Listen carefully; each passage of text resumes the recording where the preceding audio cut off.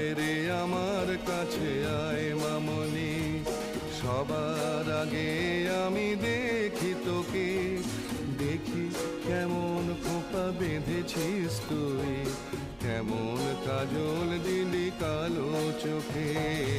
আয় খোকো আয়, আয় খোকো আয়।